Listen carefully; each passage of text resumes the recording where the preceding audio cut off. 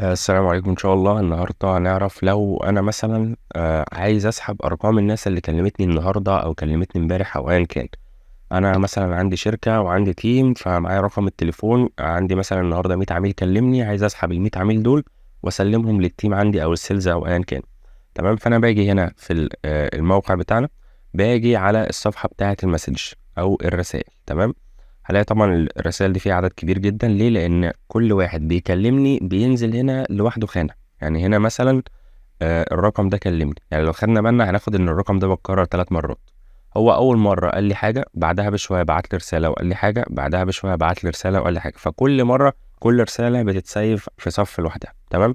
طيب انا بقى عايز اسحب ارقام الناس اللي كلمتني دي كلها عشان ان انا مثلا اسلمها للتيم.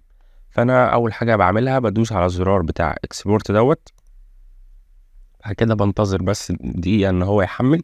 ولكن طبعا كل يوم بيزيد العدد ده هيزيد، يعني يدوس 16,000 رسالة، ممكن بعد كده توصل ل100,000.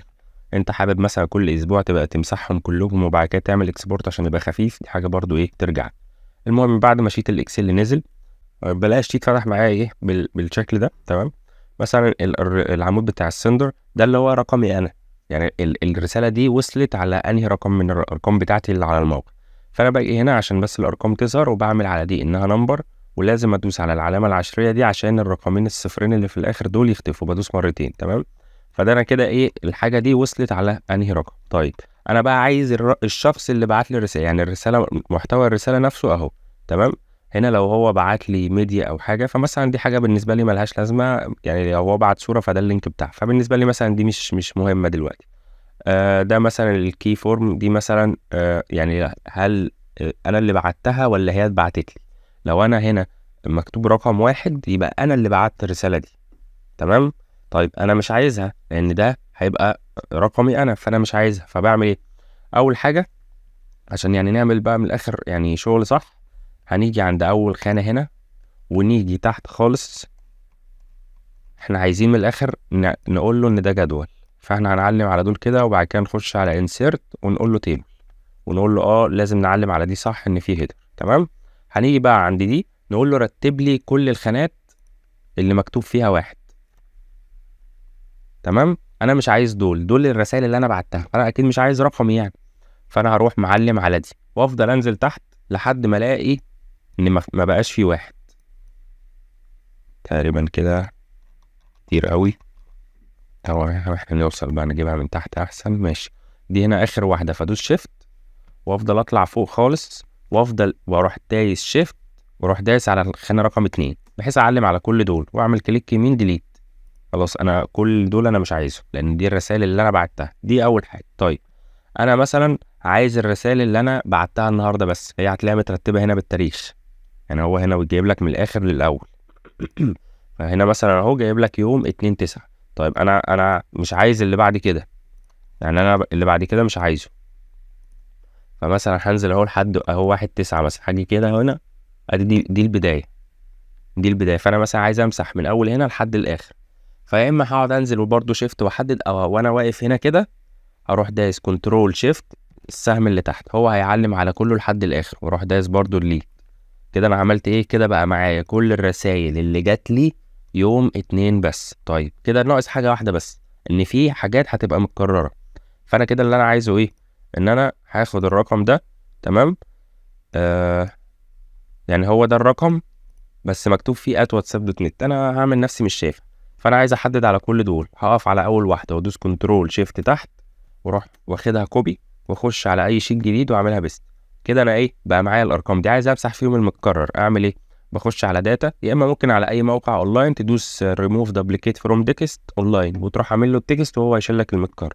بس عموما في الاكسل اللي بتخش على داتا وبعد كده العلامه العمودين دول اللي هي اسمها ريموف دبليكيت، هتروح دايس عليها تدوس اوكي. يقول لك في فعلا 33 رقم كانوا متكررين، 7 بس هم اللي مش متكررين. يعني شوف هم كانوا 40 هو شال لك منهم 33. طب دول ارقام لو انت بقى مثلا عايز، يعني انت ممكن تسلمهم للتيم كده بس، لا انت عايز بقى يبقى شغلك نظيف قوي وعايز تسلمهم ارقام مش بالمنظر ده، هتيجي برضو تعلم على العمود ده كله وبرضو من خلال داتا هتقول له تكست تو كولم. تمام. هتلاقيه كتب لك كده، فانت هتدوس نيكست. هيقول لك تشيل العلامات اللي موجوده هنا. انت عايز تفصل الرقم عن الكلمه دي، فتشوف ايه الفاصل ما بينهم. هو الفاصل ما بينهم كلمة ات. هتروح دايس على اذر، تقول له دي حاجة اذر مش مكتوبة هنا، وتروح عامل هنا ات. بص اول ما هعمل ات ايه اللي هيحصل في العمود اللي تحت؟ هعمل كده، راح عمل لك ده في عمود وده في عمود. تروح دايس نيكست وفينش، هتروح هتلاقي ايه؟ نفس الرقم. احنا قلنا بقى خلاص دي نعملها ازاي؟ بنعلم على عمود ونيجي على هوم ونعمل على دي نمبر وندوس مرتين على ده ونخليه بس كده ايه يجي في النص عشان يعني يبقى باين. بس هتلاقيه كتب لك الرقم لوحده والكلمة دي لوحدها. انا الكلمة دي بالنسبة لي ولا ليها اي 30 لازمة. فخلاص انا كده بقى معايا ارقام الناس اللي كلمتني النهارده. لو انا بقى عايز اسمائها كنت المفروض اخد معايا عمود بتاع الاسم اللي هو مسج تكست تقريبا، بوش نيم ده.